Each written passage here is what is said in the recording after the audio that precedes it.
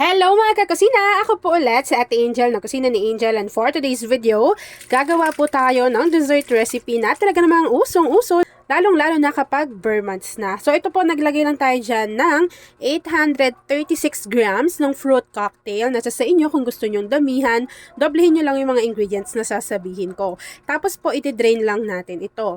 Kapag na-drain na po natin yung ating fruit cocktail, meron din tayo dyang isasama na nata de coco. So ito, ipapakita ko lang sa inyo na napakarami pong flavor or variants ni Tita Ellie ng nata de coco, dahil maglalagay po tayo ng tig-isang jar nitong nata de coco na color green.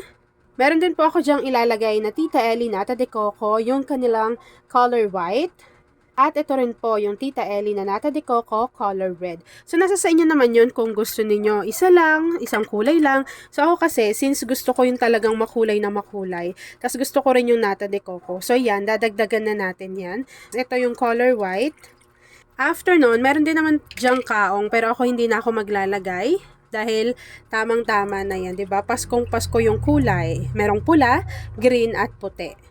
After po nating mailagay lahat ng Tita Ellie, nata de coco, i-drain lang po natin yung kanyang pinaka-syrup, set aside natin to, then gawin na po natin or i-ready na natin yung ating mixing bowl. Isalin lang natin to dito lahat or i-transfer po natin yan. Tingnan nyo naman, napakaganda ng kulay.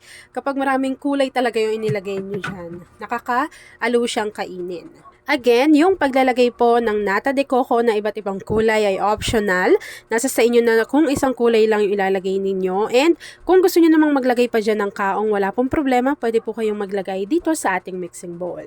After nyan, maglalagay lang din tayo dito ng 1 can or 380 grams itong Marie Condensada. Dapat po yung ating condensed milk ay chilled overnight para po after nyo itong mailagay, konting palamig na lang sa inyong ref, pwede nyo na siyang kainin. After adding ng ating condensed milk, maglalagay rin tayo dito ng 1 can or 380 grams ng chilled overnight na all-purpose cream. Mas better talaga na chilled overnight to para po, kagaya nga ng sinasabi ko, mabilis nyo na lang siyang ma-enjoy. Sobrang dali lang ng dessert na ginagawa natin. Actually, paghahalu-haluin nyo lang yan, nasa sa inyo na rin kung ano pa yung mga ilalagay nyong iba't ibang ingredients. After adding ng ating condensed milk, pati ng ating all-purpose cream, haluin lang po muna natin ito ng maigi para mag-combine. Ayan, para kumalat lang din yung ating all-purpose cream, pati yung ating condensed milk. 'Di ba?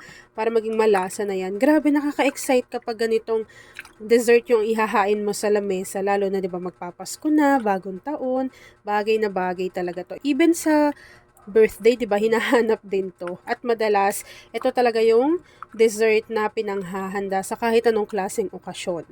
Pwede kayo dyang maglagay ng keso para po mabalanse yung lasa, kasi 'di ba yung keso medyo maalat siya. So ako po, hindi na ako maglalagay ng keso. Ang ilalagay ko lang po ay konting asin. As in konti lang, pampabalanse lang ng lasa dito sa ating dessert recipe.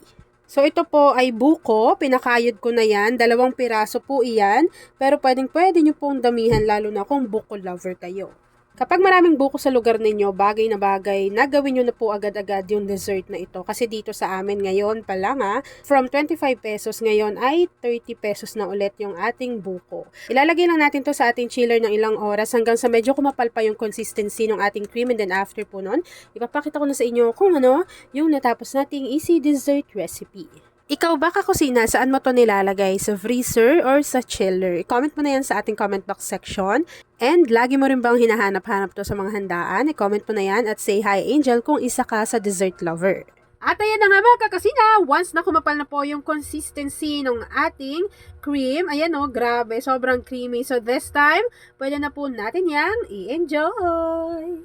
At ayan na nga mga kakasina, tapos na naman po ang ating easy and super creamy dessert recipe na buko salad. Kung nagustuhan mo yung ating video, please like and share this video. At kung hindi ka pa nakakapag-subscribe sa ating YouTube channel na Kusina ni Angel, please click subscribe button, click mo na yung notification bell, click all para lagi kang updated sa bawat ina-upload kong mga videos. Yun lang mga kakasina, thanks for watching and enjoy this video.